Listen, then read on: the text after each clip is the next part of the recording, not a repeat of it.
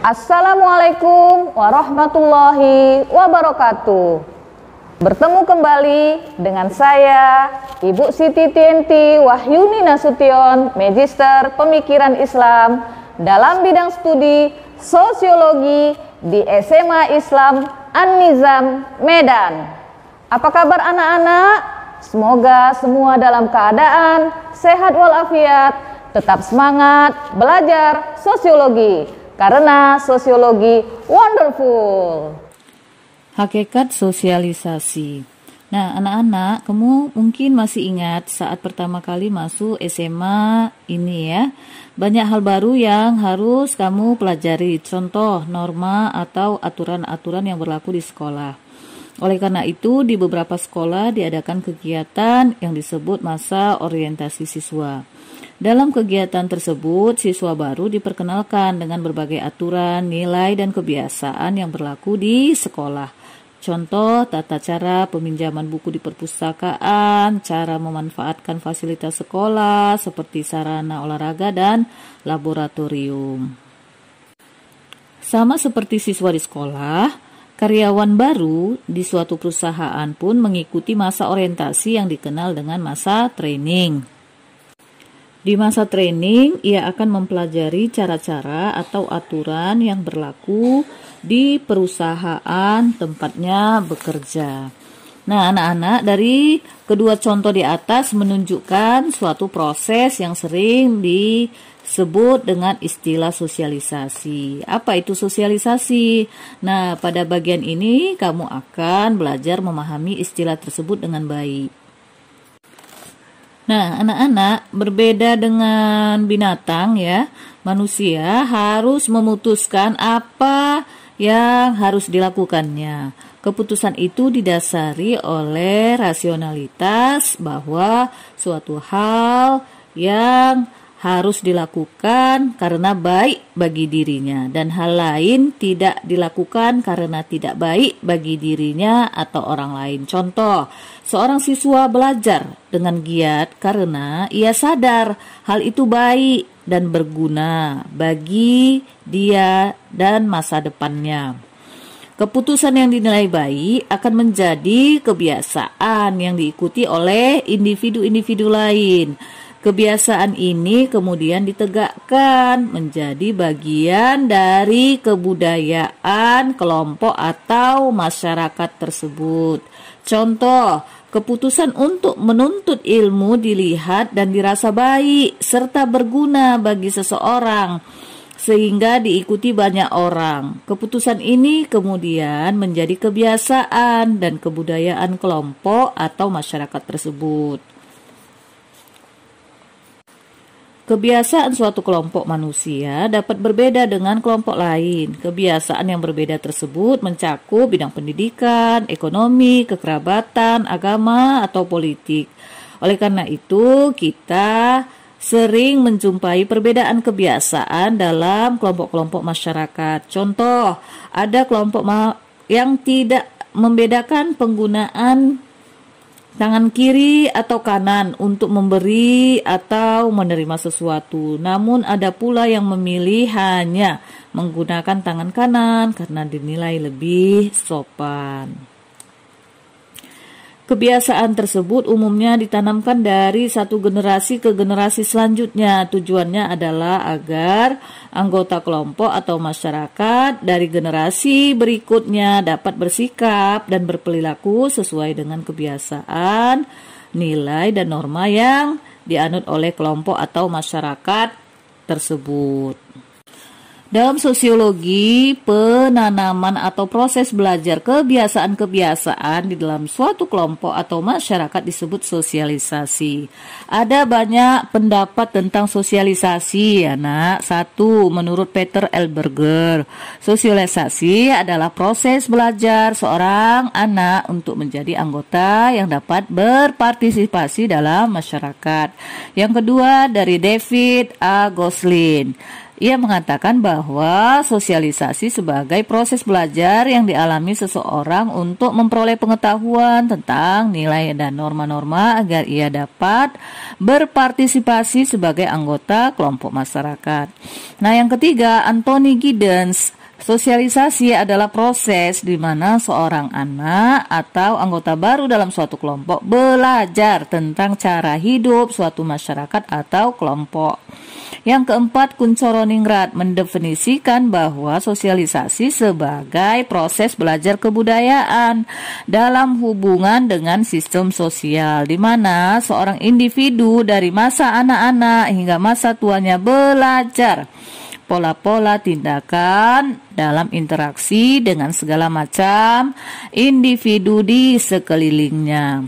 Nah, yang kelima, Carol R. Amber melihat bahwa sosialisasi adalah istilah yang digunakan untuk menggambarkan perkembangan pola kelakuan, tingkah laku, dan nilai dalam diri seorang sesuai dengan harapan masyarakatnya. Nah, anak-anak yang baik, dari beberapa definisi tersebut dapatlah kita simpulkan bahwa sosialisasi adalah sebuah proses penanaman atau transfer kebiasaan atau nilai dan aturan atau norma dari satu generasi ke generasi lainnya dalam sebuah kelompok atau masyarakat. Menurut sejumlah sosiolog, hal yang dipelajari dalam proses sosialisasi adalah peran, yaitu bagaimana seseorang berperan sesuai dengan nilai, kebiasaan, dan norma yang berlaku dalam masyarakat atau kelompoknya. Sementara itu, beberapa tokoh lain seperti Gosling mengemukakan bahwa yang dipelajari dalam proses sosialisasi adalah nilai dan norma sosial. Oleh sebab itu, teori sosialisasi dari sejumlah tokoh sosiologi merupakan teori peran atau role theory. Proses sosialisasi dan pembentukan kepribadian. Anak-anak semua yang Ibu sayangi, kepribadian merupakan kumpulan kebiasaan, sifat, sikap, dan ide-ide dari seorang individu yang berpola dan berkaitan secara eksternal dengan peran dan status, dan secara internal dengan motivasi dan tujuan pribadi serta dan berbagai aspek kedirian lainnya. Kepribadian adalah produk dari interaksi sosial dalam kehidupan kelompok. Kepribadian diperoleh oleh individu sebagai akibat dari partisipasi dalam kehidupan kelompok. Sebagai anggota kelompok, dia belajar sistem perilaku tertentu dan keterampilan simbolik yang menentukan ide-ide, sikap, dan nilai-nilai sosialnya. Menurut John Milton Inger, kepribadian adalah keseluruhan perilaku seorang individu dengan sistem kecenderungan tertentu yang berinteraksi dengan serangkaian situasi. Mesionis mendefinisikan kepribadian sebagai pola konstan berpikir, merasakan, dan bertindak. Ogben dan Ninkoff mendefinisikan kepribadian sebagai totalitas sentimen, sikap, ide, kebiasaan, keterampilan, dan perilaku individu. Dalam sosiologi, istilah kepribadian dikenal dengan sebutan diri atau self. Sosialisasi bertujuan membentuk diri seseorang agar dapat bertindak dan berperilaku sesuai dengan nilai dan norma yang dianut oleh masyarakat di lingkungan tempat tinggalnya. Menurut Judge Herbert Mead dalam bukunya Mind, Self, and Society, ketika manusia lahir, ia belum mempunyai diri atau self. Diri manusia berkembang tahap demi tahap melalui interaksi dengan anggota masyarakat lain. Setiap anggota baru dalam masyarakat harus mempelajari peran-peran yang ada dalam masyarakat. Hal ini adalah suatu proses yang disebut Mead sebagai pengambilan peran atau role taking. Dalam proses ini, seseorang belajar mengetahui perannya dan peran orang lain. Menurut Mead, ada 3 tahap perkembangan diri manusia. Ketiga tahap itu adalah sebagai berikut. Yang pertama, play stage.